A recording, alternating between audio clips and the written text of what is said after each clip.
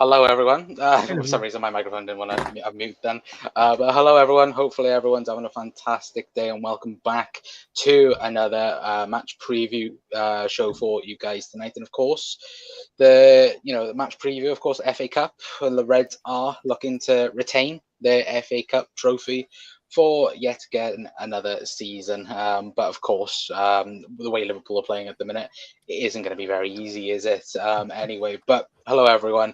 Brian's already asked in the comments, is this still happening? It is still happening. Apologies, it is a bit running a My bit late. fault. I showed it. I did say to come pre my video. Oh, it's gonna be half an hour, and then you know what I'm like. Connor knows me long enough anyway, especially you, Brian. So it's my fault, please. So What was it? Half an hour, and then it was 40 minutes, and then it was an hour and 10 minutes. So, yeah, like when you're that's watching okay. a series and Netflix, lads, it's like, you can't just watch one. You got to watch the whole series. Yeah, very, very true anyway. But let me know, guys, how all of you are. Let me know your thoughts. Let me know how you're feeling. Because I know there will be a few deflated Reds, obviously, from what's happened over the last, couple of days and so on as well. And yet it is 2-1 Manchester United as well. Agent Cozy. Yeah, Oh, it's Agent Cozy. Agent Connor Cody to the rescue for, well, I say rescue for United, but anyway.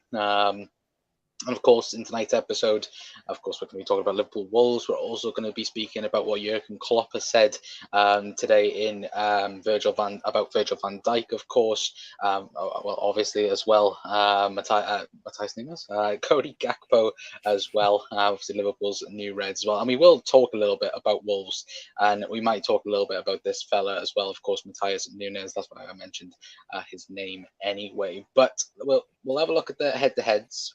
Before we do move on, and we'll first of all talk about Wolves anyway. But you look at the recent form anyway. Of course, Liverpool last time out did lose to Brentford 3-1. Of course, Wolves on the other hand, of course, under Lopetegui now, of course, drew 1-1 against Aston Villa. Could have gone either way that game, but of course, look, I think a draw in that game was pretty much a fair result anyway. But you look at it, just a 1-0 loss against Manchester United and beating Everton last minute winner, which of course Wolves fans will be very much pleased with. Of course, such a poor start to the season for them, but even still, look, Lopetegui having a positive outlet so far for Wolves. But you look more recently at the head-to-heads. Of course, the last game that was supposed to happen was postponed, so obviously due to, I believe, the Queen dying. So again, we haven't seen that as of yet. But of course, Liverpool last three games in particular,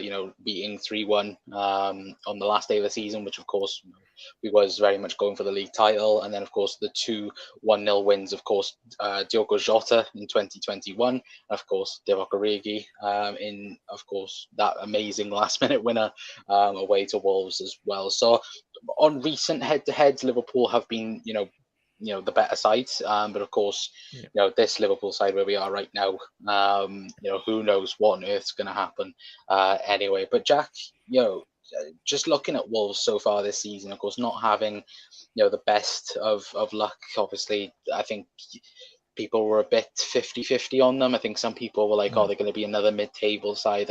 Me in particular, I thought that they were going to go down just because of just the attacking force. Again, I pretty much relying on Raul Jimenez this season, coming into it. Obviously, Diego Costa has now come in and has been the number one striker since Lopetegui has come in. But what have you made of Wolves so far this season? And where do you think is there? Where could their joy be in this game as well? Yeah, firstly, thank you very much for having me on, mate. It's going to be interesting to see how Lopetegui very much does fare in the Premier League, because we've seen over the last couple of seasons the top talented managers, and he comes with a glowing report. In all honesty, obviously, you don't become Real Madrid manager by chance. In all honesty, you've got to be a very capable manager, and obviously, as you mentioned, this time with Sevilla. And even like the impact, I think he's, as you said, had to look at the head-to-head there, Con. He's been in charge of 3 games now. Yeah.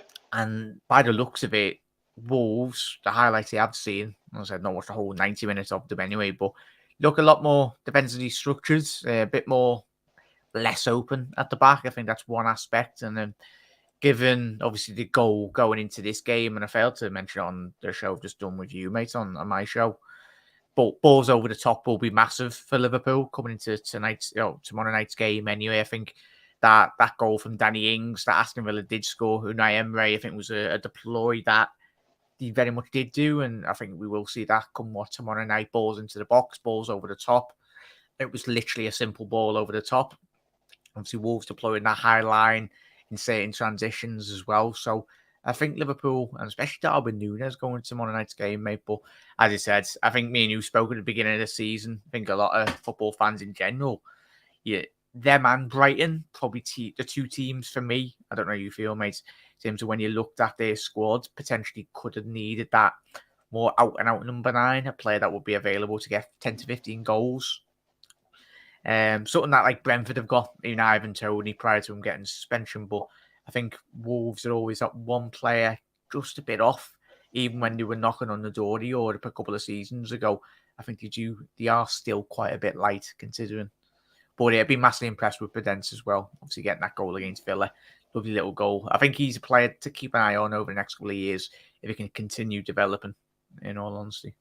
Yeah, 100%. And I think you are right in the fact that I think you look at, Wolves in particular. I think, of someone like an Adama Traore, like you've got in your background, it's, he has everything apart from finishing, which obviously it's something that, it's a tricky situation to be in really when you have, such a pacey player, physicality wise, strong, and of course can easily play him on the wing. I know that obviously under Espirito Santos, obviously, Traore was interchangeable a little bit, where you had him, some games you'd have him at striker, sometimes you'd have him right wing back. And it just seems that, the Wolves haven't gone for a striker, and that, I've been not, they haven't gone with someone that is established then. I should say, of course, they went for that. Yeah, they went for that Silva, I think, for 20 million. And of course, that didn't, work out. They got that big lad as well, didn't he? Didn't he sign a big tall presence? Was it Wolves? I can't remember his name, but the big fella got injured. I'm going to have to Google this. Chat, did he sign a big, massive forward? I think it was Wolves, and he got injured. Carry on there, Con. Sorry, that. I'll quickly look. Yeah, it's Kalinic. Yeah, something like that. Yeah, crucial ligament injury out until May 2023. So, yeah, he's 6'7", isn't he? Yeah, he's a big lad. Yeah, because I think he come with a big rapport as well. Sorry there, lad. It's distracting. No, yeah. But I think like he was a name that I think garnered quite a lot of traction really going into this season. I think he come for quite a bit of money considering obviously Wolves. Not like you've got a lot of funds to play with, but I think he's probably ideally the player that he wanted. But yeah, it's interesting. It wouldn't surprise me as Doug's alluded to Coutinho as well, or just really another Portuguese player. I don't get that. I don't get that. Yeah. Has he signed for them now officially? Yeah, it's done. Has he? It's been done. I think since middle of December. I think. Mm. But I think was it 50 million euros to be paid, which for a club that could potentially go. No, obviously I'm not saying Wolves are definitely going to go down. The bottom of the league is can change in an instant. But for a team that is in that battle, it isn't the best in that regard. You're a championship side and you're paying 50 million euros for a player that could potentially even go by the summer. It's it's not the best, is it? In that regards, anyway. But again, he has been linked with all the top clubs. Obviously, he was Atletico Madrid's player. Obviously, he was linked with us, but I think that was more with. What is it? Another Núñez come? Do you reckon, or chat? He goes to Liverpool. Well, he goes to Wolves, then he signs for Liverpool. Bobby Firmino replacement. Statistically, when you look at his stats prior to his move to Atletico, he was in the big percentile. Wasn't it? Yeah, it was Hoffenheim days. He was one of your XG or like your good players that would tick all the boxes anyway. But... Well, you've mentioned him anyway. Of course, Matthias Núñez. For me, obviously, tomorrow will be the one that I think is the Wolves player, in my opinion. I think everyone's going to be looking at, obviously, because of the rumors and suggestions, of course, of this deal that's supposed. Let me take off Doug's comment there, so you can actually see what I am referring to anyway. But of course, that whole deal that supposedly that Liverpool have already agreed a 50 million euros deal for Matthias Nunes. And for me, I look, he had a great start to the season. I remember, watching him I think Wolves played Spurs and beat them away from home.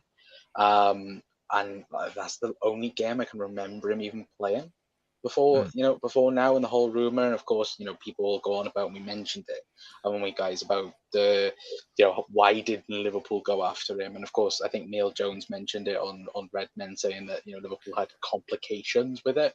Which, what on earth were those complications? That's what I realistically want to know. But we had surprised? We had a boxing match just prior to we missed it. Speaking of our transfers, didn't we, on the last? We did. Of course, Ricky, and it's just.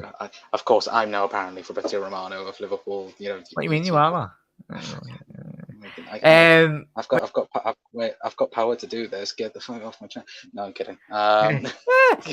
Get me over to the left, man. What you were going to say before we really interrupted? No, but like, what? Yeah, Nunes was it? Yeah, what do you think of Matthias Nunes? And do you think that, if that is true, the fact that Liverpool are supposedly meant to be buying him for 44 million, do you think he will suit Liverpool if that is the case? It's mad, isn't it? And I think every modern day football fan likes to draw parallels with certain moves, and you never know. We could look better in a Liverpool system. I think a lot of people have said not being really impressed with him at Wolves, but I think no disrespect to the setup of Wolves, but I think it's very different in terms of the ethos and the philosophy of Sporting Lisbon. Prior to his move, as a club, their expectation levels to win the Portuguese league, get plays on the pitch as well. That will, I don't know, but yeah, coming into Wolves, it was always going to be an upwards hill battle, in all honesty. I think you look at Jota, I don't think anyone anticipated Jota to have the sheer impact in which he did, mate, in terms of that Liverpool squad. I think if it is a case, if Liverpool are going over after Nunes, then clearly they've done the research and they think he can very much tick the right areas that we want in a midfielder. If not, then sounds we'll probably go for another different midfielder. But for me, probably, as we said on the last episode, it might just be the press just wanting to generate clicks. I do think this is real, though, just due to the people that are speaking about it. I think it says down below, but here, Sam Wallace. I think he's Wolves #1. I think he's practically like Paul Joyce to us, type regards. So again, but you do have to take it with a pinch of salt, because of course nothing is done in football until they are literally, signed, confirmed in the shirt. Yeah. And even when they are in the shirt, sometimes, get injured. That and the fact that, look, remember Nabil Fekir did the interviews, was in the shirts. And of course, the deal did not happen. That was the maddest transfer of all time. That was like our peak videos. Like, yeah. Like, it's like back in the day, me and Connor were getting the views for that. Like, it was back in the day where you'd wake up at 9 and you wouldn't stop until about the show ended on about 11 o'clock, just looking at Nabil Fekir news, and it was brilliant, to be fair, but it was draining. And then when it didn't happen, of course, everyone went completely mental. Everyone was like checking flight scanner and everything. Right. But that was mad to think that we actually had Fekir in an interview. It would be interesting to see if actually. Yeah, he's done the interview and everything, so that'd probably be in the vault somewhere. But I'd love to actually see that once he finishes his playing career. I hope that somehow that gets supposedly contractual, and you probably legally you wouldn't be allowed to show it, would you? I think the main reason why it didn't happen, though, was because of his brother and that whole situation. Yeah, like the fact that obviously the knee scan showed that he had dead cells in his knee, which could have developed. If he'd got an injury there, it would have been practically out for a year. I mean, he hasn't had an injury for the last I 3 think he's years, had has 2 he? injuries which have kept him Has out he? for like a couple of weeks, and that's it since he's joined Real Betis. So yeah, not the best Typical. when you look at it anyway. But guys, let us know your thoughts on Wolves anyway, and just just let us know your thoughts on it overall, because I think Wolves, if they can get a decent striker, or if they can just get more goals, I think they'll be sound. But it's just, I don't know. There's something where I just still don't think this Wolves squad, obviously, and it will depend on other teams as well. You look at Everton and so on as well, but there is going to be a real battle there for the relegation. And you look at it, it's 2-3 points that separate everyone at the minute. It's It's going to be insane. interesting to see how Lopetegui, as we said, does impact and chat as well. How he impacts that philosophy and galvanizes, of course, with the reputation he's got, especially in Spanish football. That was one thing we spoke about on, and we were Jurgen Klopp, him coming into the football club. You're seeing Kachuna, obviously, especially any player from Atletico Madrid, you've got to be at least of a quality standards in all disrespect. But yeah, it's going to be about how they recruit well, and all honesty, mate. And as I said, we just spoke about Jurgen Klopp and Liverpool signing midfielders or attackers. It's going to be a case. It's whether Wolves can get away for like a 6 to 8 month period of really getting the philosophy down on paper and getting the right players in to apply themselves. But yeah, it's going to be interesting, mate. Yeah, for it. absolutely. Aaron's in as well saying Wolves are a decent team. I can't see them going down, but don't score enough as well. No, I'd agree absolutely, 100%. Yeah, Brian as well. I have more colour. I live in the next country. I don't know what that's about. They have plenty of good individuals, but it's never been a team since Nuno. Yeah, well, obviously, I think, who was the last manager of Wolves? I can't remember. Chat, let us know. Was it Newton? Wasn't Nuno, was it? It was I can't remember neither. completely avoided my mind. Jesus. Chat, who was the old Wolves manager? Oh my god, me mind. I can't think neither. Yeah. Bruno Maybe Lage, someone's- there we go. Thank you, Bruno Doug. Lage. Bruno Lage. Oh yeah, completely forgot about him as well. Jesus. That just goes to show of how well his time went at Wolves. But yeah, Bruno Lage, Jesus Christ. What else do we have? Nunes and Saicedo or something like that. I don't care. Anyone, just get someone done. Yeah, That's like me and Con Brian, or like the amount of times I spoke Con over the last couple of weeks. Just get someone over the line. Just get someone over the line. Doug says, imagine if Nunes gets sent off. Joe Cole. Do you remember Joe Cole? Oh, God's sake. Connor, tell us about the new transfer rumors. There's none. It's just the same old. Like, if you listen to everything, like Saicedo's agency and that, and yeah, it's just ridiculous. But big up Pano as well. In the chat, I missed that one. Let me go back up. Kristen as well saying, when we have recently played Wolves in the FA Cup, we have lost them games 18-19, lost 2-1, yeah. And from at home 16-17, we got beat 2-1 at home as well. Yeah, we were losing 2-0 in both games. And Divock Origi scored both goals for Liverpool. So, again, we're hoping that it's a bit different tomorrow for the Reds. Anyway, but of course, look, it's not the best, is it? When they've beaten us twice since Jurgen Klopp's joined Liverpool in the FA Cup. So, pretty much not a good sign anyway. But how many stars for your transfer? Practically, I am red. If you were talking Anfield Talk category anyway, I'm red. I don't know anything, guys. It's just literally research. As well. Fekir was released in the official shirt. His brother messed it up, wanting more money. Yep. I think everyone knows the story with Fekir.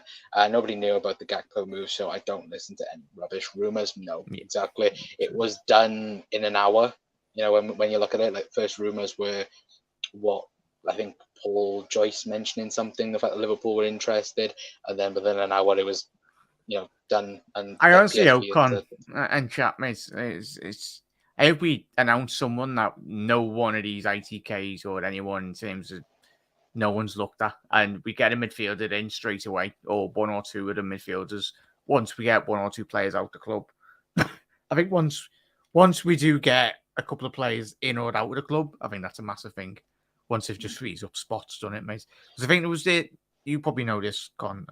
Obviously, Liverpool had kind of issues with team selection in terms of Champions League. Come what the Yeah, so we have for to get rid. Gakpo's position, we need to Yeah, get we rid have to of get one rid of senior two. player or I two. think Yeah, I think it's two. I think it's we have to get rid of two, and like Luis Diaz was getting talked about for it because we don't know when he's going to be back, but I can't see that happening. I think I think personally it it's was going to be Bajcetic. no, Yeah. percentage doesn't count. You'll be under. I think it's between Adrian, Luis Diaz, Ox, and Arthur Mello. I think was Oh, the sorry.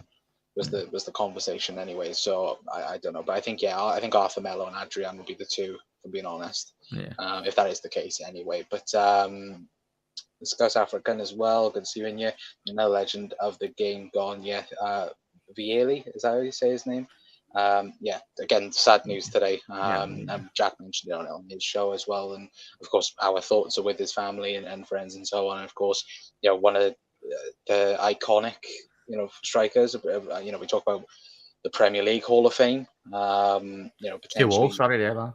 yeah. Yeah. I think he'll be in it next, if I'm being honest. And it is a shame because of course I think the news broke this morning, didn't it? So again, Yeah. It was terrible news. as we said there, Con. Yeah, for to go to his family, mate. It was obviously before my time, but obviously the documentaries we've all seen, and obviously him and Mancini, obviously in the Euro squad that won it for Italy. It's thinking it, mate. And by all accounts, as I was saying to you in my episode, mate, when I had you on, he sounds like an absolute one of these fellas. Yeah, Like we go about life as well, like a legend, but well, like mainly Souness, like you very mentioned, sound fella. yeah, Yeah, you mentioned earlier on, Souness was practically in tears earlier on with the interview. So again, and just judging from what I've seen this morning as well, the outpour of everyone's emotions towards it as well. Again, look, I think obviously he was a well respected, well liked person within football and just with everyone around him as well. So again, our thoughts are with his family and friends as well, and of course you never walk alone as well. Anyway, Cody is having an interesting evening. I think that's Connor Cody. I know people are saying in the chat it is 2-2 as well, but Cancer Mello as well. 2-2. Thank you guys as well. been disallowed though. Sorry, Has it been disallowed? Yeah, gold rolled out. There we go. Thanks. Put in the chat down below. Hello. I'm guessing it's Luke or Ricky. I'm just going to say it's Luke for his sake. Agree. What was the point? Might be off. Yeah, it's off anyway. And then Doug saying goal ruled out unlucky. Yeah, I'm not gonna. For God's sake, Luke. For God's sake, it's not with the googly eyes. Anyway, but we will move on then to Liverpool, and of course, well, we don't really want to move on to Liverpool the way it is at the moment, anyway. But we will talk about, of course, one Mr. Virgil van Dijk. If I can quickly get his image up, and as per usual, it doesn't want to work. There we go.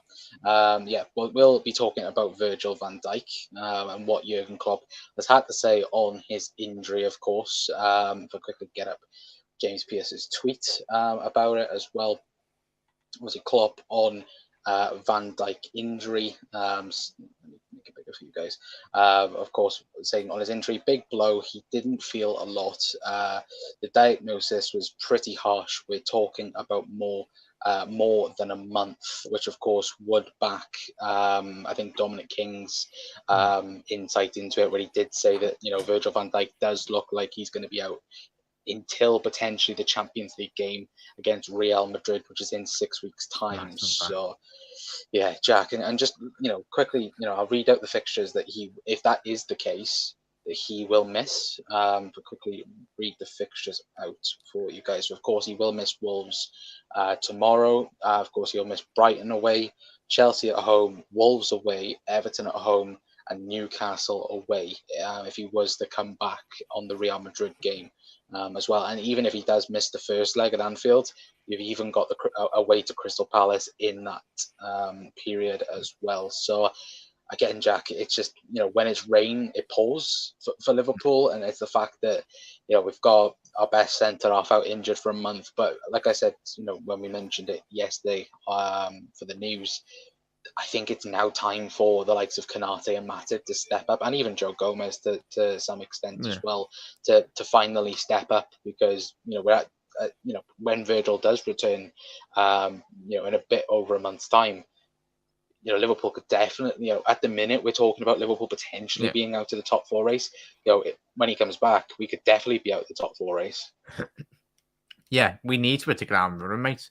And as we said when we were doing our news stories over the last 12 months about bringing Canate in, but it's given how much of a senior figure he already is in the squad, in it, Con, in terms of Canate. He comes in, yes, he was a probably fault for one of the goals at Brentford, but even still, he's been one of our best performers this season when he has played. And you look at that Champions League final, considering the calibre and the standard he was up against. I think long term, I think all of us have said, if Gomez, but it's a massive if with Joe Gomez, if Gomez can get back to the standard in which we know, I think long term Liverpool, it would be Ibu Kanate and Joe Gomez post Virgil van Dijk if he is to retire at the football club. But I said to you like an hour ago, mate, Van Dijk has been one of the biggest underperformers in this Liverpool squad for the best part of the last couple of weeks, mate. Everyone gloats about how good he is and how good he can be. But in all honesty, he's been massively at Been fault for poor. some of Liverpool's goals. You Yeah. see him coming out, being even that game against Manchester United. My man's just so laid back. He's not willing to close down the space. I think this will give him get him out of the limelight, in all honesty, mate. Yes, he's injured, not good to see. But of course, Liverpool potentially will suffer in terms of results. But it's not like Liverpool have been winning every single game over the last couple of weeks. It's been really disappointing. I think what also makes it a bit worse, and I was having a conversation with someone about this, I think back last week, about how Liverpool last season, when you looked at the amount of games where we conceded first and come back from, I think Liverpool's had that mentality again, and I think we still have it even now, where we go behind in a game, because we go behind so often in games now. We just have this mentality of, oh yeah, we'll come back and we'll win, and I think that's caught up to us a little bit now. Where yes, obviously, in some scenarios and in some situations, yes, that can happen, but when you look at the last, from the second half of the season last season to now, Liverpool, and I've lost track of the stat, but it's probably like, I think we've conceded first in 26 out of like 32 Ridiculous, yeah. games or something like that. It's ridiculous, and it's the fact that, again, there's no change in that. We all thought, and me and you said it plenty of times. We've said how that Dubai camp, and hopefully we would have learnt from our mistakes. But that Brentford game just showed we haven't done It's anything like, on what that. have they been doing? Like, Yeah. and I bet your nan's what we said for the Liverpool doing. Even my ma's like, what did they do in Dubai? Like, that's the Mm. point. It's like, obviously, as he said, Con, I think all of us said, but we all knew deep down it would be the same old Liverpool that we've seen Mm. this season, sadly, because I think it was fundamentally not a case of just fatigue. I think it was fundamentally tactically, Liverpool were getting outclassed in large portions of their games, and the mentality of certain individuals like Van Dijk, certain players that you're not used to seeing usually, we're so used to seeing them perform at such a 8 out of 10 every single game. And when there's a drop off, I think there's been that many players, that have had far too many dropped off performances. I think at City or Real Madrid or the top elite teams like Bayern's in their leagues, they're that dominant, you can allow a I bit think of complacency because I they're think that good in terms of the squad. yeah. Sorry to cut you off. I think as So, well with Liverpool though as well. You look at City, they can drop the likes of, for example, look at last night. They Walker benched and Cancelo. Cancelo, Yeah, they yeah. dropped them to, brought on, other players, and they can do that. And like, even at the start of some games, they could literally like compare it to, for example, like a Kyle Walker with Trent. If we did that, that's taken a big system. I think it's a problem for Liverpool because we don't have the availability of Trent. And that's the thing. I think we're relying a bit too much on certain individuals, and when they don't perform, when they don't, act like the way they have done over the last 4 or 5 years, again, it's not just Virgil van Dijk. It goes to Mo Salah. It goes to the midfield as well. Even Robbo and Trent. I know that Trent, for me, since the return, I think he's been pretty decent. Out of he hasn't been perfect. Don't get me wrong, but I think he's been the best of the bad bunch, in my opinion. And the only one honestly, in my opinion, that can say that he's maintained his high standards is Alisson Becker. I think even he's even progressed his standard, really, because of how much he's had to be used. I think the stat came out yesterday saying that so far Alisson's made the same amount of saves already this season as what he did last year, which is that shows ridiculous. to you, Con, and some data and others. That's where the issue lies. Liverpool, as you said, it's great stat there, mate. They were just allowing teams far too much time on the ball and space, and fundamentally, if that is the case, Con, that's mad. That's a massive. That identifies what the issue is. He made 56. Hang on, let me double check that. Yeah, he made 56 saves the whole of last season, and he's already made 56 saves this season so far. Yeah. So it does go to show how terrible Liverpool have been defensively so far this season. Anyway, and of course, Jurgen did mention that as well. We will bring up what Jurgen did bring up about defending, and of course, people are talking about the midfield as per usual. Luke said Jack should have put baby oil on tonight with his screen. Save that for the weekend, Luke. Can't see him being back within 6 weeks. I don't know. I think, look, we can't rush him back. It isn't like off he's 80%, let's put him in. Look, you're dealing with a complicated hamstring injury, which he's had to see. I think it was spoken yesterday about 2 specialists he've had to go already and seen. So again, not the best of news when we speak of it anyway. But keep Gakpo away from the training routine as well. Yeah, absolutely as well. We will talk about Cody Gakpo in a brief moment anyway. Anfield Road only fans Luke as well. Are you starting something I don't know about? Yeah, Mark, I can't. We send Gakpo to somewhere else just for training sessions? Potentially not. Salah hasn't been great either. No, he hasn't. He has been to his high standards. Niall is in as well. Hello, Niall. Hopefully on a fantastic day, my friend, as well. Quickly scroll down. Eamon says, we've got 1 game a week until the end of the month. Can we trust Gomez to take the mantle? No, in my opinion, because I think that, in my opinion, I think Nat Phillips is ahead of him. It's mad, Gomez in it, Con. That City game, like a game poker, he bluffed us all. Like, he pulled up one of the best centre-half performances we've seen this season. And then a couple of weeks later, we're seeing the standard in which we're seeing. But that's the thing in Eamon's and chats, and I spoke to Connor on my episodes. This now, especially when a team is underperforming, this is when now Jurgen Klopp will get a very good, clear picture of the players that are willing to step up. And he'll remember this now. Obviously, there's a lot of work and surgery to do in the midfield, but it's about who now wants to step up when everyone's backs are against the wall.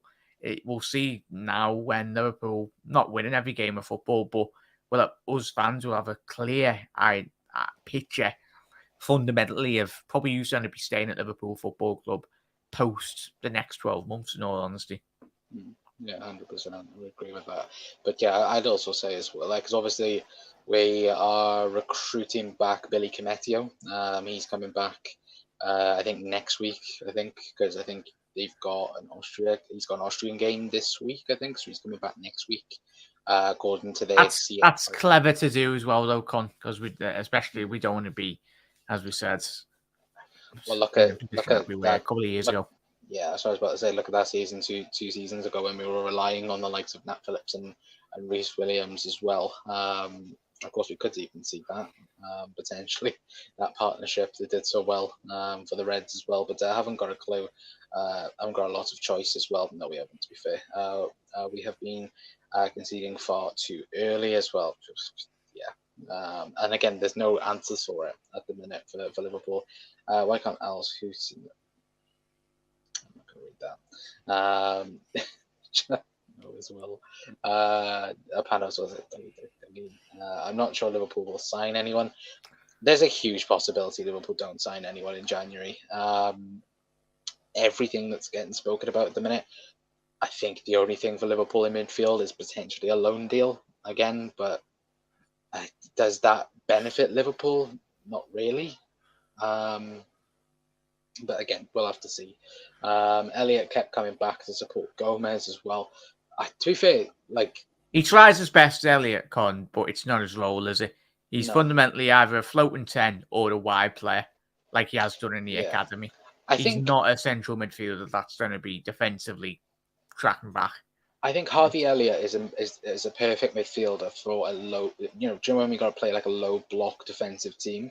Yeah. Like you can get in, and it could be a driving force at defenses. I do think as well it is that point of when you have to play, rather be like a box to box type style. I don't think Harvey Elliott is that yet. But again, I think people have to remember he's 19 years of age, and is the only player I think apart from Allison that has fixtured, has been in all the games. Yeah. So again, I personally, spoilers for starting a prediction. I haven't gone for this game in particular because I think he needs a rest. To be perfectly honest. Anyway, but we will mention what Jurgen has mentioned, of course, about the new boy Cody Gakpo.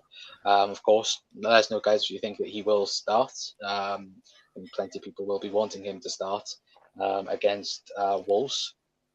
Anyway, but of course, Jurgen, of course, don't take that photo down below anyway of anything.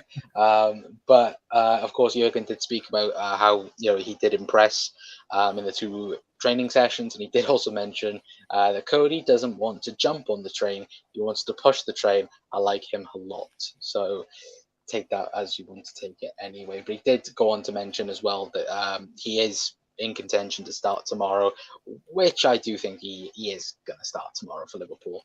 But Jack, I was listening to Redman earlier on, and they were doing a analytics show on Cody Gakpo, and looking at his crosses, per 90 into the box, and it isn't just like he hits it with his left foot inwards. He pretty much cuts inside, goes across, and then to the striker. It's a very good show. That I loved it.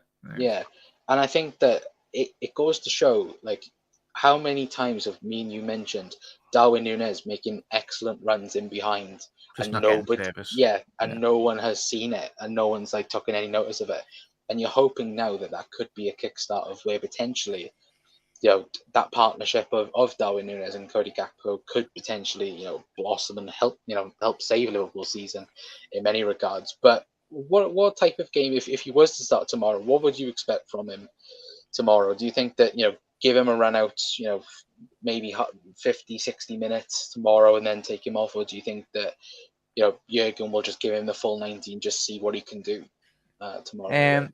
I think he'll probably give him 60 minutes, mate. He's at home. They'll get the crowds. He won't be lacking a lot of fitness issues for me personally. Obviously, with him being a little level athlete, in all honesty, you'd think even prior to his move, he would have still been doing a lot of gym work. Obviously, playing for Holland in the World Cup, playing a massive part for Holland, being their main figurehead forwards as well in the attacking sense. But yeah, I'm hoping he hits the ground running, mates. I fully expect him to start. I've got a good feeling about this, and all of us have seen, and mainly opposition teams have seen Liverpool in the past, with them fundamentally going a lot through Robbo, likes of Robbo and Trent in the wide areas. But as you alluded to there, Con, I think, especially the form in which Salah has showed over the last 15 months.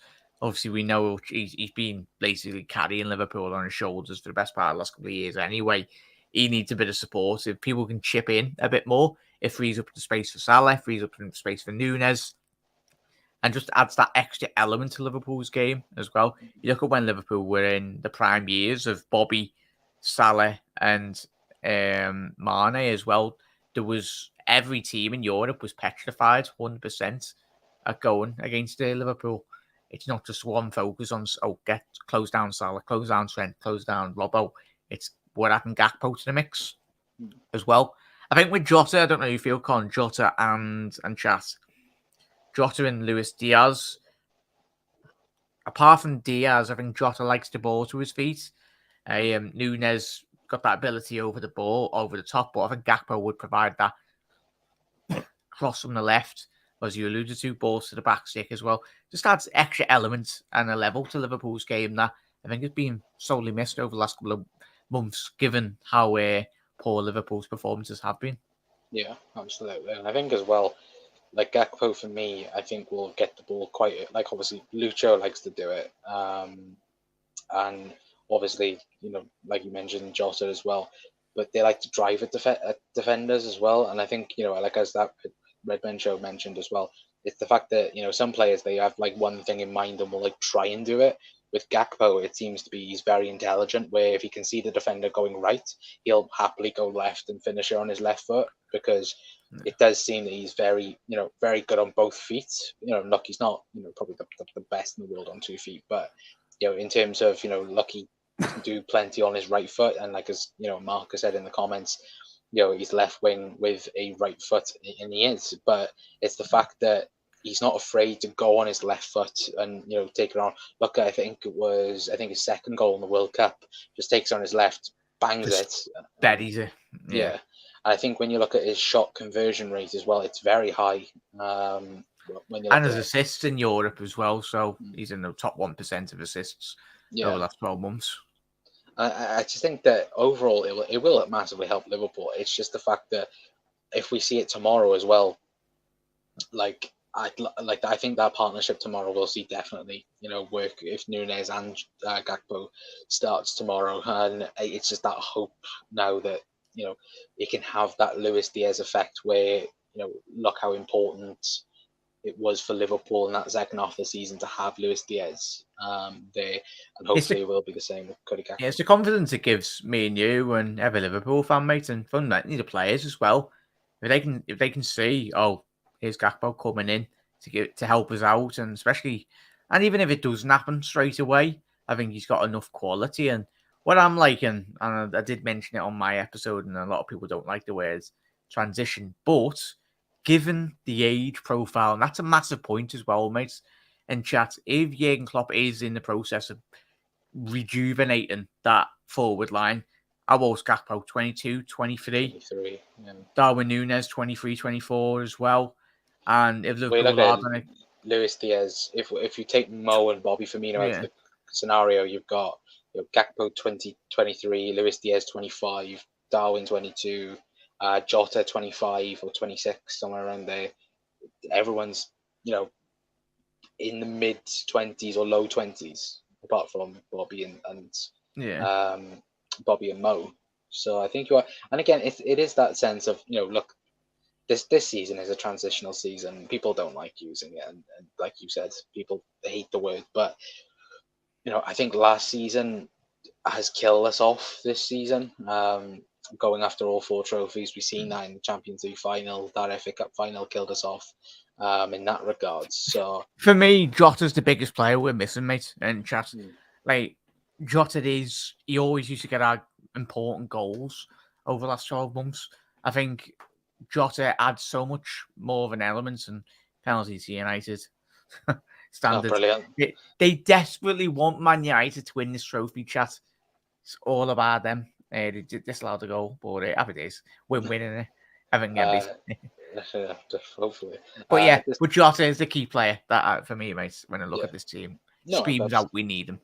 Absolutely. Looking at that 2021 season where, I think all the winning goals, I think Jota got like 8 winning goals. That was prior to his injury, wasn't it? Yeah. So again, look, I think obviously Jota should be coming back by the end of the month, but again, you have to be careful with, of course, the knee injury that he did abstain anyway. But to just play a day for Gakpo by Klopp, I think as well as Mark, I could never have thought we would have dropped off this much as well. Again, I think with the amount of injuries we've had as well, and the fact we've had, the poor, player performances as well. Again, I just think that in particular it hasn't been the best all round, has it? But Panav asked as well, what injury did Jota get? It was a muscular injury, isn't it? It was a knee, yeah, a muscle injury to his knee, I think it was, but I'm not entirely sure. But I think it was a knee injury. But Jota and Diaz will walk back into the side. I think Diaz does potentially. And that's the thing, getting on. These players are going to need to play themselves into form, and it's going to be even more difficult, would you say, Con, when you're coming into a side that's not really hitting their top peak levels as well. I think it's easier for players when they're coming into teams, when they're on a high. I think it's even more difficult for players coming back from injuries or players coming into a squad looking to impact the game when the consistent level performances overall aren't the best throughout the whole entire squad. Yeah, absolutely. I would agree with you 100% on that anyway. But guys, get your starting 11 predictions in the comment section down below anyway. Of course, Jurgen did mention that Liverpool are going to go pretty strong tomorrow, or did indicate anyway that Liverpool are going to go pretty strong, because of course there is a week now between this game and the Brighton game as well. And if United scored that penalty, it's 3-1 United. What people are saying in the chat anyway, but again, luck, people want United to progress through. Don't be surprised if Liverpool beat Wolves, we get United. I'm just going to say that. But yeah, Jack, what would be your starting 11 prediction for tomorrow? I'd go with Keller in goal. I'd like to see a strong starting 11, mate. I go with Trent right back. See Ibu, Gomez, Robbo left back. Said to you on the show we done a while ago, mate. I'd go with Bajcetic, Fabinho, Carvalho in the 10, Salah, Gakpo, and Darwin Núñez up front, mate. So 4-2-3-1 for you? Yeah, I'd go 4-2-3-1. Yeah. I wouldn't be against that, to be fair. I just want to see something different. I know it's quite drastic, but in all honesty, I'd like to see. I just want to see us be a bit more structured, a bit more consistent in our starting 11. And the crowds hopefully will get behind the lads as well. You hope so tomorrow, of course, especially it being 8 o'clock, night game at Anfield, under the lights anyway, of course. This is what I think Liverpool might go for tomorrow. Well, what I think Liverpool will go for tomorrow. I've got Kelleher in goal, Trent right back, Nat Phillips and Joe Gomez. I think Ibu could potentially come in, but again, I don't think Joel Matip will fixture will be anywhere near this game. I think he'll be wrapped up in cotton wool for Brighton in a week's time, of course. And I've got Kostas Tsimikas at left back. I've got Bajcetic, Jordan Henderson, and Curtis Jones as a midfield three. Could potentially start Fabio Carvalho for Curtis Jones, but I thought, because Jurgen was speaking heavily about Curtis Jones today in the press conference, I think he'll start for Wolves. And then, front three. For me, I've gone Ben Doak. I think he'll get a game.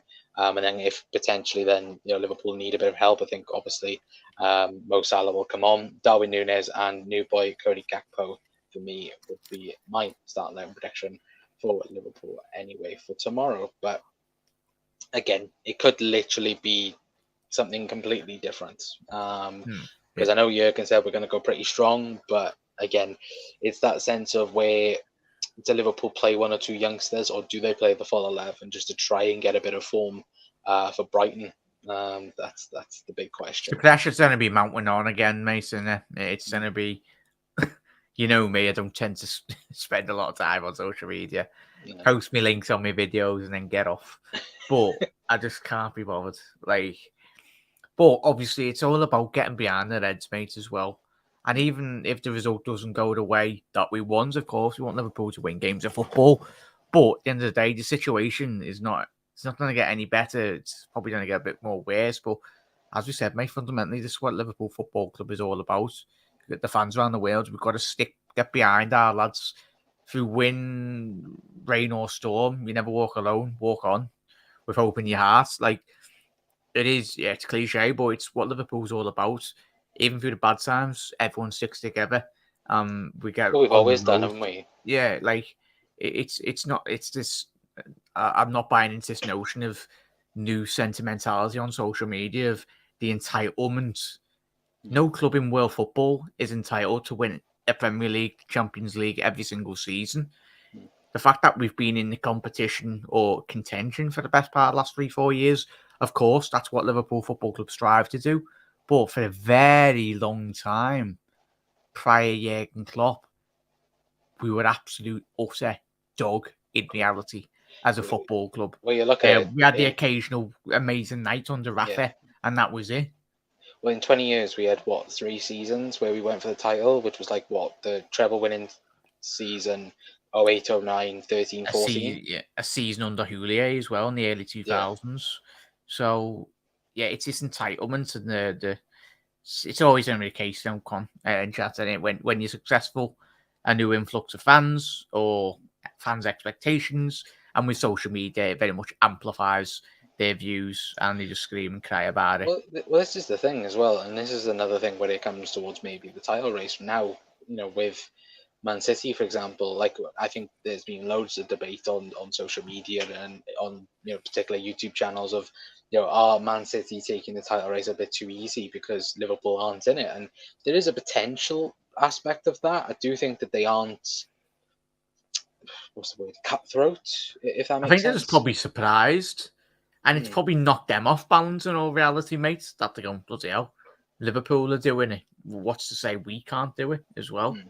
Yeah, Like, exactly. I bet you, I know for a fact, and we all know Pep Guardiola's probably in that changing room every single week going, look at Liverpool.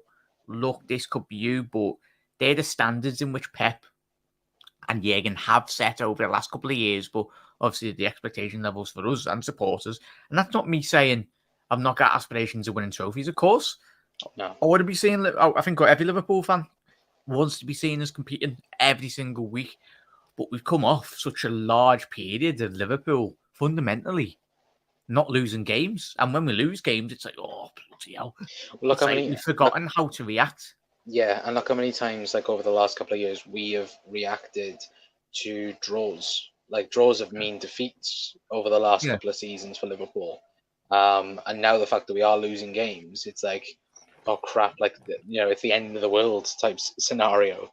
And it is that sense a little bit of this was bound to happen at some point. We have been at the top, at the top of everything for the last 5-6 years, fighting Man City, where no other club has done it, and no other club can go. Yeah, where's Chelsea? Where's Tottenham? Where's Arsenal? Like, Great that they've done it this year. Yeah, exactly. But that's the thing. No other club has pushed Pep Guardiola and that Manchester City side more than Liverpool and got underneath Man City's and Pep Guardiola's skin more than Liverpool. No one has. And that's the thing. And this is what we to say as well. Like at the end of the day, Liverpool have fought, constantly. And it takes a lot out of the players as well. We're not defending certain performances this season. We've won, and look, we'll criticise fairly, but you look at it. Imagine if it was us. We're aiming to do something. We constantly just come up short, and it's like you have to go again, go again, go again. It takes it out of you, and we've done it, consistently for the last 5 years plus, and it will take some time. But again, I'm not saying that Liverpool won't ever get back to being close to a title or anything like that. And Jack's not saying that. But again, you have to come down a little bit before you can go back up. And that's the thing and the challenge that Jurgen has with the squad. Yeah, and if you want to do that, just go and support Man City or something. Like, exactly. Go and support a team that's like buying more or less the Champions League every single. That's what last 10 years. Or Juventus back in the day. Yeah, because and even before, and it's always the case, Liverpool have not been always a club that have always spent the money. And if that's what you want from your club, but people go, oh, that's you lacking ambition. It's like, no, it's a case in point of not spending above your means, reality. not putting a club into a betty situation or a situation where look at Everton Football Club, 500, 600 odd million pounds spent, and a lot of clubs, even in the Premier League. Look at Chelsea and Kunku, 100 odd million. Like you spent 400 odd million, and what is it? Graham Potter was expected to win a league, which quite rightly so. Yes, he should be challenging for more major honours, but he's going to be getting sacked in a couple of months' time. And I knew the writing was on the wall for Tuchel a very long time ago before he even got sacked. He was Because one of the favourites when he at the start of the season to get yeah, sacked. it's the thing, mate. It's part and parcel when you're a successful football club. The more out there, bold statements you make online, the more tractions you get. In all honesty, me and Connor could sit on here on our videos every single night, scream and cry our eyes out. It would get traction, of course. It'd probably be mainly from all bloody rival fans coming in to wind it up anyway. But that's not what me and Connor are about. We were just, of course, we want to be winning, and like every Liverpool fan as well, we want to be winning successful and we want to be winning trophies. But me and Con and quite a large majority of the Liverpool fan base remember how absolute utter rubbish we were for a long period. And what do you want? Do you want Klopp out the window? Then who do we go and get? Like who do you want?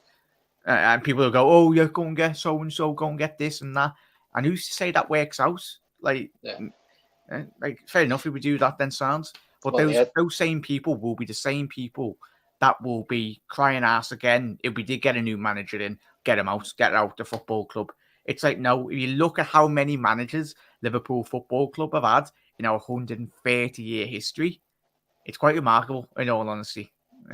No, exactly, and you've hit the nail on the head, brother. And to be honest with you, I think the people that are sensible as well and demanding, investment into the club as well, I think that's fair enough. I think especially when it comes to midfield, I think we've spoken about it on many shows about, look, it's 4.5 years that we haven't signed a proper midfielder and this, that, and the other, and that's fair enough as well. But when you want to spend like similar like Chelsea, Man City, 250, 300, 350 million each and every single summer, that's a realm of just isn't possible at all, and it's not sustainable neither. Like I said on Twitter, you look at that Chelsea squad, you would not think that they spent 350 million pounds in the summer. That's the baseline truth, and they need to spend another 350 million, just spend 70, 80 million on Fofana as well, and all that. Chilwell, that doesn't get spoken enough as well, and that's why there's so much pressure from rival fans, and fair enough. At the end of the day, the Manchester United fans and especially Chelsea fans are two main culprits. They're that desperate for Liverpool to have an absolute dud in the transfer window and not have a player that's successful. Yes, fair enough, 60, 70 or 80 million pounds. Yeah, because they're that desperate to get brownie points in Liverpool to say, he didn't work out. It's Darwin Núñez. Yeah. I'm sorry, like the amount of flops that certain clubs have had, and they're giving Darwin Núñez shit. And I'm like, are you taking the piss? Like, all right, fair enough. He misses the odd opportunity and so forth. Anthony, the human life fidget spinner for Manchester United, does absolutely nothing. And you don't see the media agendas against him. But fair enough. I think once Núñez called, and it's going to be absolutely fantastic, it'll put to bed all these rumours, and it's not so easy. A lot of these people have never actually played football at like even bloody Sunday League level. They think it's FIFA or Football Manager. I think it was Eamon said before. Like they think it's done. Like, oh, you get one or two players in. That's not how football works. No, honestly. Yeah. No, exactly, absolutely. Tom's in as well, saying another one bites the dust as well. Yeah, unlucky Tom. As well. Go wait another year, Tom. But again, I think you have more worrying issues at the moment in terms of relegation battle for another cup run anyway. But unlucky Tom as well. Says Panov as well. Oh well, didn't want a cup run anyway. Said Tom.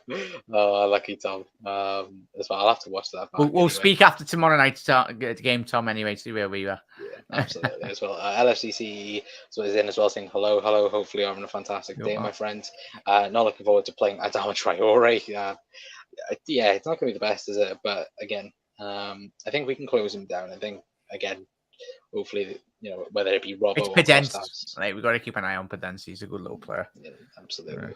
I spoke Klopp, but he is no bigger than the club. I agree with that in some sense, but again, it's that sense of he's built everything from the ground up, and at the end of the day, there is no Yeah, better man to drive Liverpool on than Jurgen Klopp, in my opinion. yeah, from doubters to believers, though, Mark. Anyway, like for like, what 30 years for the long way to title, anyway. And he's got the report, he's got the record in the German football, he's got the record in English football as well. And everyone go, yes, he won league title. But it's not like a case in point if he's finished sixth for like the best part of last 5-6 years. He's pushed City close. And of course, and as I said, that's not us saying that he's not above criticism, because me and Conor have criticised Klopp countless times. But at the end of the day, Jurgen Klopp is, if we are this notion of getting rid of him, like these fans, Stupid. man, like, just give your head a wobble. It's like Pan said, they're Klopp out, FSG out, 80% of them, 80% of the team out. That's all I hear at the moment. It's unrealistic. You just can't make the mind up. They all want different things. And but it's like, look at this week. It was Pep Linders on Monday. He was the problem. Then it was Harvey Jones. It was Ginny. It was Milner. Taki. It was Henderson. It was Taki. Yeah, it's like Christ. Who's next to blame? The canteen ladies at the new AXA training ground, like Caroline. Yeah, like Christ. But yeah, no, look, at the end of the day, look, I just say get behind the boys. And if you don't believe in this club and don't believe in the players, then what is the point? Because look, at the end of the day, we can all be frustrated at the minute, but look, those boys and that manager has given us so many great moments over the last 6-7 years. It's been unbelievable. And look, we've been fortunate enough. We hear of our fathers or granddads. We hear about them going on about, how the teams of the 60s, 70s, 80s, how well they did and how great they was. We are currently, or what we have experienced over the last 5 or 6 years, we've witnessed one of the best Liverpool sides ever. Yeah, look, at the end of the day, we've come up a bit short against City and that. But again, we're currently facing what is widely known as one of the best managers to ever live in terms of Pep Guardiola. And Jurgen Klopp has gone toe to toe with him on little resources as well. Look, rival fans go, "Oh, Liverpool have spent, Liverpool have that." Just look at how much we've sold and so on and that. And look, we're not. And you can even to that point as well, going and chat. When I spoke to Bournemouth fans this season, they laugh at me when I say, "Oh, we've not reinvested." Not spent. Like, if you compare it to other clubs outside, if you take your top 4 hat or top 6 hat off, or just a club in the lower divisions or a club in Bundesliga or Italian, the money that is pumped and generated inside a lot of the Premier League as well, it's quite astronomical. Like, as I was saying, speaking to Bournemouth fans, you were like, you are having a laugh. Like, yes, Liverpool spent money, but if you compare that to other teams outside the top 4 or top 6 or even top 10 in the Premier League, and then you go lower, that's why you're seeing a lot of the high-profile European players coming to the Premier League and all the elite managers now. The Premier League is the Super League, and for the next 5-10 year period, Newcastle will eventually win the league in that time frame. Arsenal, if they continue developing under Arteta and he gets his shift forwards. Liverpool, if we will go again in the next couple of years as well. Hopefully it's this season. We can get our stuff together. City going nowhere. They're always going to be in contention. United are the big sleeping giants, Christ. Once they get their house in order, only one team in this league can win the Premier League. Yeah. So it's going to be a bloody absolute circus in the next 15, 20, 30 year period. Now, it's like even the great Manchester United sides have always had stumbling blocks. Look at their periods of delinquishness in terms of how many years they've been without a title since Fergie's left. The one thing I will say, though, as well, is, and we'll quickly end the show in a brief moment anyway, but one thing I will say, remember that 16 or the 17-18 season when we started with the likes of Karius or Mignolet in goal, we'd have Nathaniel Klein, Alberto Moreno, we'd have Lovren and that. And look how that season transitioned. We had, one of the best attacks in the league. We had Virgil van Dijk, we had Trent, we had Robbo coming in, and we had the midfield that was reliable and just a workhorse midfield. And that's the thing. We speak about midfield now. It just takes 1 or 2 signings to completely change everything. And that's the thing. Look, at the minute, we're on about midfielders, we're on about this, we're on about that. At the end of the day, 1 or 2 things could happen, completely change everything.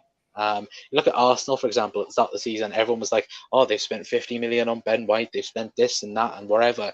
Look at them now; they're top of the league. They're challenging for a title with Manchester City. And even last season, when they were like, "Oh, people, he's missed out And it's on even to the Champions League." point now as well, though, Con.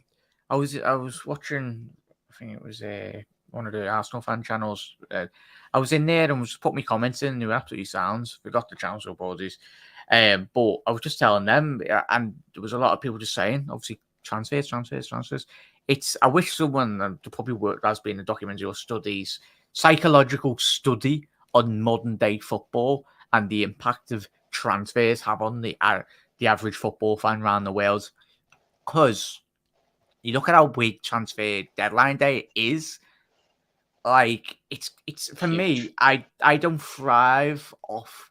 Of course, I want to see Liverpool improve, but at the end of the day, what we all love is watching our team on the field. Even strip it back even more. It's just even go down your Sunday league. I love football for football reasons. Of course, winning trophies fundamentally is the top priority. But I don't get that invested. I used to be a couple of years ago, of course, doing transfer videos.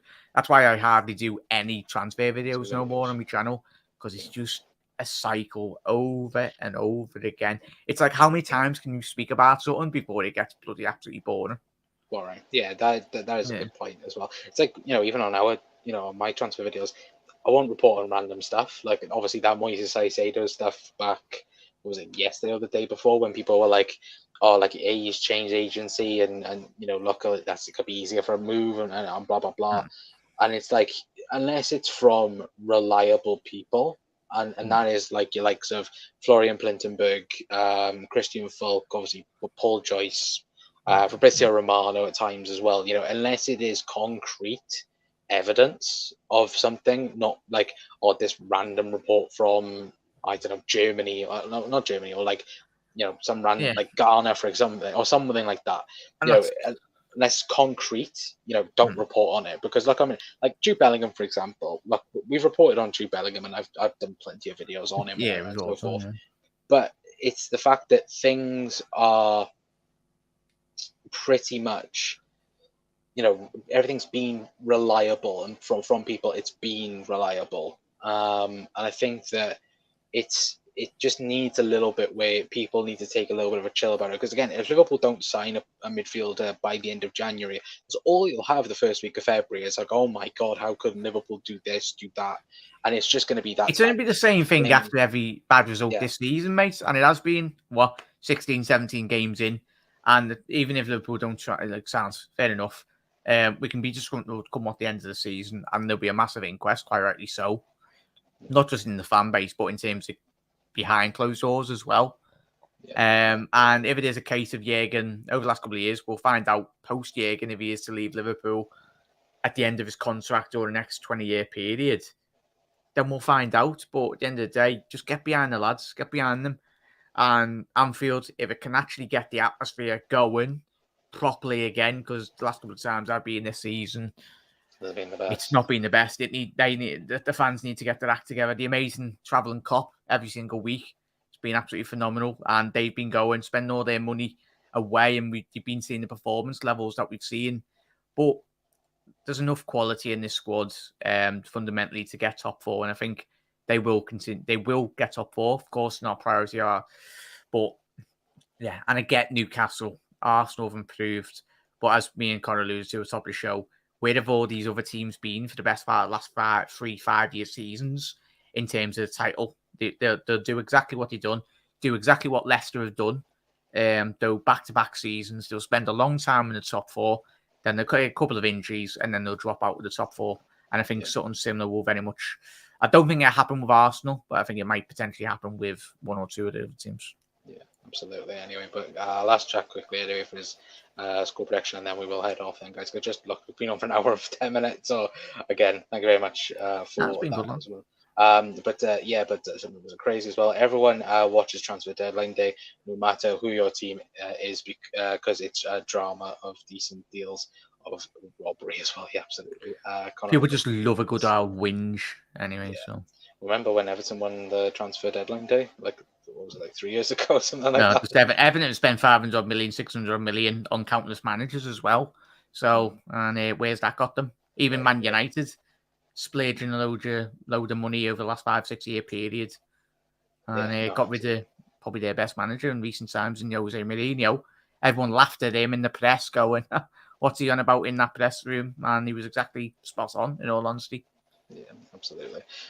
You forgot Conor Romero. I don't know who that guy is, Luke. Fabrizio knows FL. He knows a few things. He doesn't know Liverpool stuff, but he knows pretty much general, European news. Then, would you take Weston McKennie from Juventus? Nope. No, not up Absolutely to not. standards. Melissa Reddy, Melissa Reddy as well. I'd also listened to as well. She works for Sky now anyway, so yeah. But she, to be fair, she did break the Michael Edwards Chelsea news as well. So again, she is reliable. Not so often now because again, she is majorly reporting on Manchester United now these days instead of Liverpool. But a lot of us out there never listened to those as well. It's not so far out of the grips as well. No, absolutely. I'm sure you won the transfer deadline day with Andy Carroll, Luis Suarez, lad. That was the deadline day. But Michael said we personally give Jones the contract, so I seen Michael's comment again. We personally give him the contract. We made him sign it. We made him forced to sign it as well. We've done the videos and everything, so yeah, absolutely. But I will ask you anyway, lads, for a score prediction for tomorrow. You feeling confident? You feeling nervous? Not anticipation, really, mate. I don't think any Liverpool fans go into this game with a lot of confidence. We're all not naive to the point. I think a result is all that matters. It's not a proper Makendo 9-0 then, is it? No, but I'm intrigued to see how Gakpo, if he is to start, I think how he impacts the game. I think if Núñez can get 1 or 2 goals, especially in front of his home crowd as well. Seems like the last couple of months, last couple of weeks, we've played away for a lot of times. And I think we've all got the big games come. Second half of the season, they're all coming to Anfield. Apart from Manchester City, when the likes of Arsenal, Tottenham, everyone's coming to Anfield. So, yeah. Going to go 3-1 Liverpool. And if it is the same case of what we've got, but yeah, it's going to be good. But yeah, let everyone cry their eyes out on Twitter anyway. So long may it continue. Yeah, and absolutely. As I said, if you don't back our lads, then go and support another club. In all honesty, mate, any is because that's what Liverpool has stood for the last 130 odd years. Yes, we strive to be the best, and that's fundamentally the key principles of what Jurgen Klopp wants to instill. What all of us fans instill. We hold this club up to such high standards, all of us. But in all honesty, we're not going to throw our toys out the pram if we have 1 or 2 bad seasons. In all honesty, because we've got Jurgen Klopp. We will come again. And it's just a matter of case, as Connor said, alluded to at the top of the show, if we can get 1 or 2 added midfield quality in it, whether this be this summer in the window or at the beginning of next summer anyway, then sounds happy days. I'm not going to lose any sleep anyway. Yeah. Of course, it might put me in a bad mood now and again, but that's life anyway. So what was your score prediction? Sorry, 3-1, the Reds. Núñez and Gakpo to get a goal. Absolutely brilliant. I'm going to agree with Jack. 3-1 for me as well. I'm going to go 2 goals for Darwin and a goal for Cody Gakpo on his Liverpool debut as well. Obviously, following in the footsteps of Virgil van Dijk getting a goal on his debut for the Reds in the FA Cup. So hopefully that will be coming through fruition as well. Anyway, but Mark's saying great set of streams tonight as well. Big thank you for the chat as well. Cheers, Colin. Big old Raymond. Enjoyed the stream. Walk alone as well. Thank you very much, guys, as well. Big thank you to Jack as well. Again, guys, please go subscribe Mark. Please put the link in the comment section down below for Jack's channel, of course, Anfield Road TV. Of course, hopefully we'll be speaking more about Liverpool winning games tomorrow.